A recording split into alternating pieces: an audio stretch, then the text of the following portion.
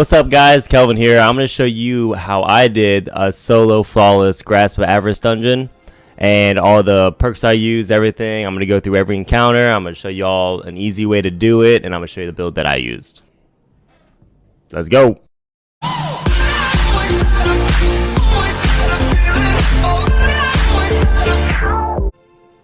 Alright, so starting off, I used Arc Strider with the stick, Gathering Storm. Gambler's Dodge, Triple Jump, Disorienting Blow, Pulse Grenades. I used Aspects, Lethal Current, and Flow State. And for the fragments, I used Spark of Magnitude, Lingering Arc Grenades, Spark of Resistance for being surrounded by combatants. I'm more resistant to incoming damage. Spark of Shock, your arc grenades of jolt targets, and Spark of Volts, finishers make you amplified. Alright. And for my loadout, for the burst parts and the non-boss encounters, I used Shotgun, Risk Runner, and a Typian for the streakers and for things that were far. I did not use the Eager's Edge to go along, make it faster, or whatever. I use Assassin's Cowl with Sword Ammo Finder, High Energy Fire. I used Blast Radius on my arms for the boss encounters because I used a grenade launcher. Protective Light, Energy Diffusion Substrate for a little bit of resistance, and then Void Resistance for the boss encounters. Lucent Blade also for the boss encounters, but for the non-boss encounters, I put on Powerful Friends for the mobility buff.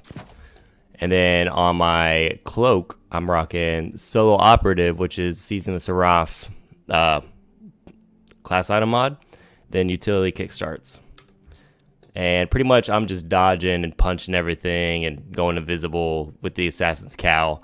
There's Solo Operative right there. You only need this many to unlock it. I don't know how many that is, but 1, 2, 3, 4, 5, 10, 11, 12, 13, 14, 15. It was easy. I got it in like a few days. I haven't really played too much this season. Alright. Let's go. Alright, so I am going to speed through some of these parts because I'm assuming that you know how to do the dungeon. But if you want me to do a separate video on how to do the dungeon, I'll do that, whatever. But you can also set the speed to normal. Okay, so for this part, I did I accidentally equipped the seasonal submachine gun that makes you fly. I meant to put on Risk Runner because I do use Risk Runner for everything besides the boss encounters. Here, you just want to collect 50 of the Burdens of Riches and deposit them into the crystal. If you get multiples of 10, it will give you your abilities back. Look, I figured it out. Put that Risk Runner on. So yeah, every multiple of 10, it gives you your abilities back as long as you don't deposit anything into the crystal thing. But if you get 30, it gives you your super back, like if you use it. So that's something to know. Yeah.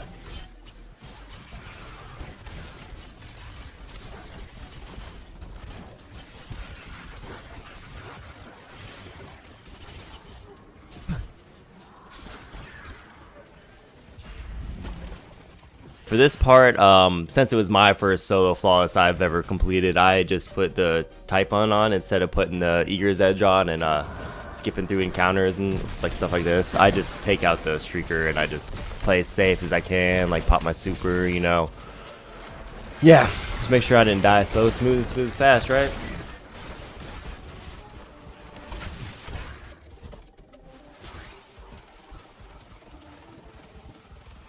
Locked in, bro. Alright, so for these parts, yeah, just take it slow and make sure that, like, you're not gonna kill yourself. Like this trap right here, you don't want your mobility too high or, like, hit your head on the top and hit the activation plate like I'm almost supposed to do right there. But, yeah, just take these parts really slow, like I said.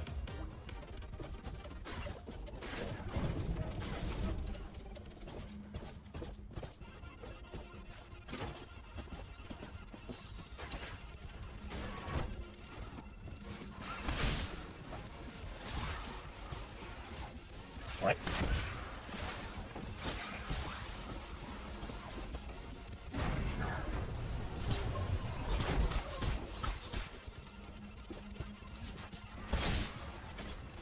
Alright,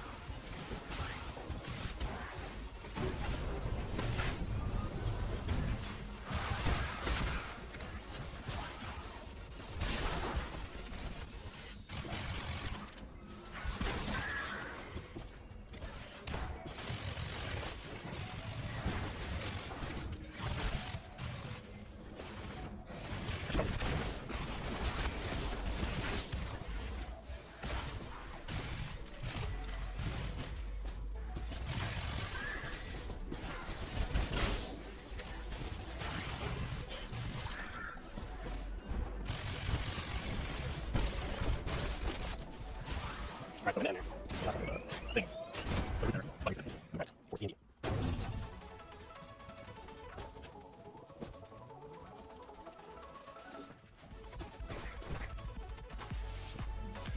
Alright, so for this part, I'm switching to an auto rifle and forbearance, and I have the perks I have on those right on screen right here. Yeah, and then I also switched to a chest piece with extra reserves for swords, so I get overfilled on my sword ammo, and then yeah, get into the encounter. So the ogre, I'm not even gonna try to say his name. I also do put on double void protection for my chest piece. So if he hits you with the eye blast or whatever you want to call it, you don't get messed up so easily. Yeah, so I do not pick up any of those like beginning burns of riches right there, because you get a timer every time you pick them up, and if you go beyond that timer, you die. So for the crystal to do damage, you only need 25 deposit riches, I guess you could say. And for something to think about is I used forbearance because I had the charge with light, the blast radius, where it gives you charge with light if you defeat like multiple enemies with the grenade launcher. So, and then I used protective light to like keep myself safe during that. And then I also, on top of that, am using Assassin's Cowl, giving everybody the business with the with the finisher move, everything, do my dodge and hitting them with the melee.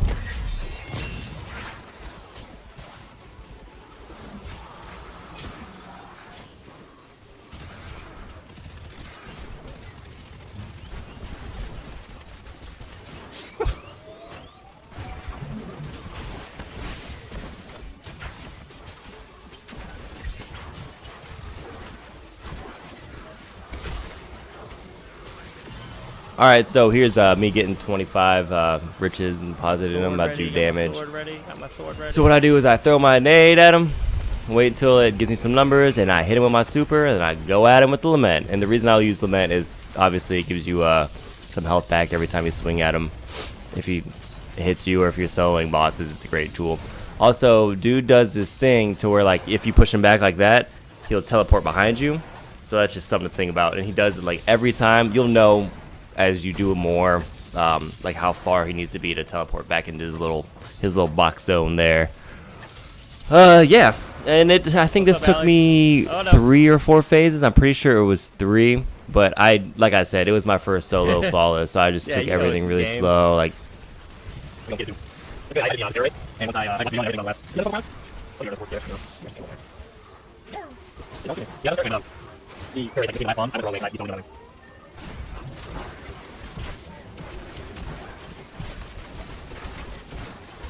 Are you sorry? I did not.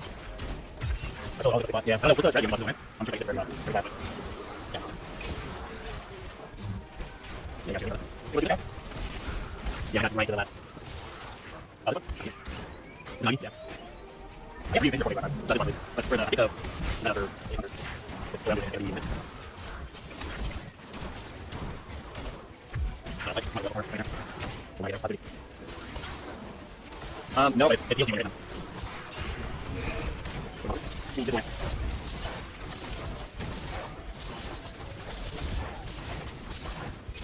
Hey, what's your Embarrassing. Yeah, you'll do that. I'm assuming there's a boss and the last one too. I don't know. I'm just trying to like live. I'm just those things. Okay.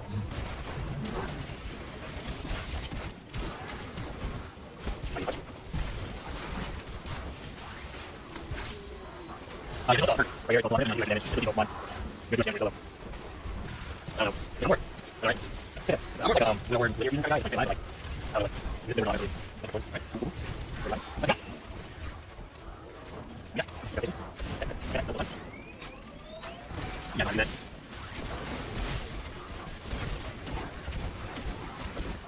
Yeah, I'll do one fight. I open it up. Okay. Don't start yet, okay. Oh, okay. Ooh, that was a little funky. Let's go. I think. Okay, man. Face it, shout out. No, wait. No. I'm still a little bit in, but it's a little. And I'm doing it. It's here. It's there. Yeah, good. You're not going. I'm not going to get it. You can't do that. Huh? What? Why do I have to do the rest? Right? I got it. Okay. So, wait, let me know. Huh? I get it. Okay. Yeah, no. Now you wet.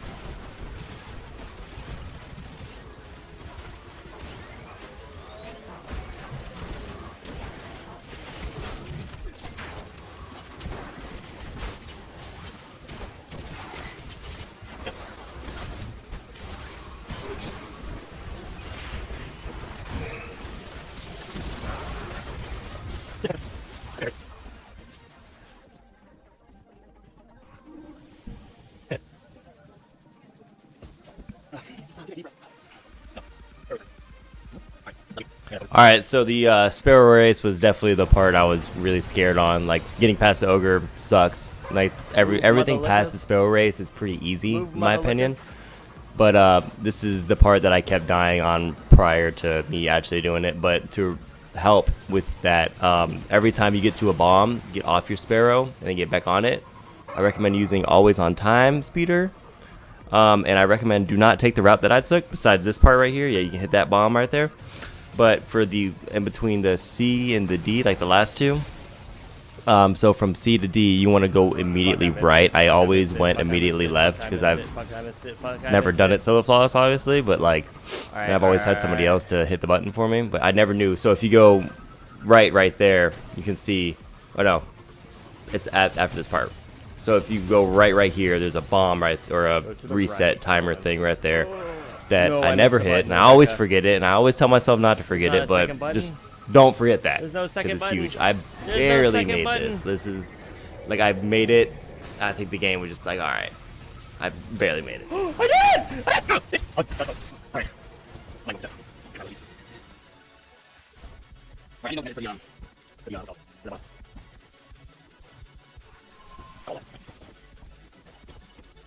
Alright, so if you make it past the Sparrow part, you're pretty much smooth sailing, besides taking time with the not dying, I guess. Yeah, so for this part, everybody knows the encounter. You hit the fallen shield with the dead servitors. But something I wanted to remind about is if you hold on to the riches, that can kill you if the timer gets down to 0. So just make sure when you're going from area to area, you don't want to die doing something dumb like that, you know, like holding on to some riches. Yeah.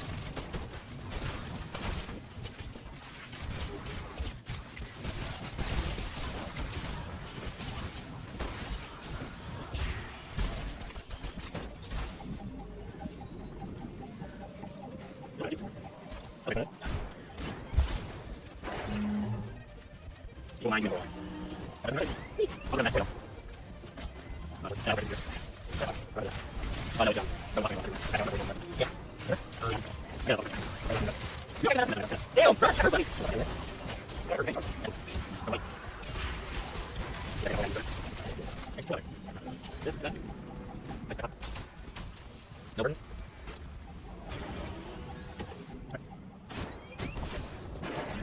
More. Okay. I'm not going to jump it.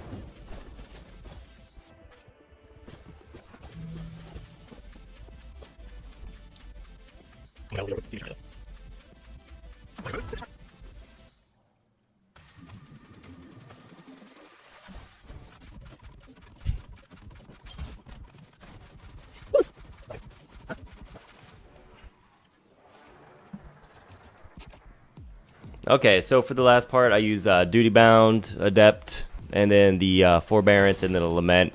That's all personal preference. You can also use a shotgun with 1-2 punch and use combination blow with it, so you can take out the henchmen easier. But yeah, the priority is to get these henchmen dead because they're annoying. Just use your super on them. And then I went to each side, and then I did my dodge, went invisible, got ready for picking up the riches, and then he goes into his damage phase every time you do 60 riches, so that's something to think about. And then you also, like the ogre part, you don't want to deposit more riches because since you're using a sword, you want to have the most time you can.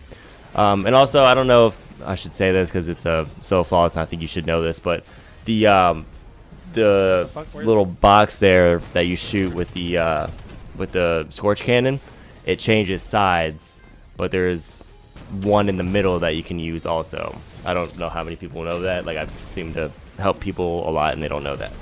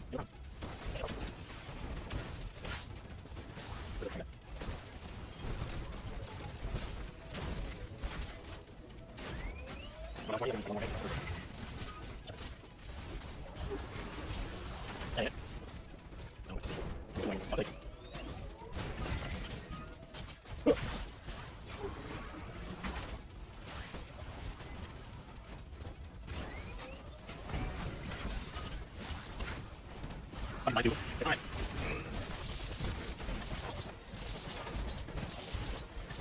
Go, bitch. I know. That's right.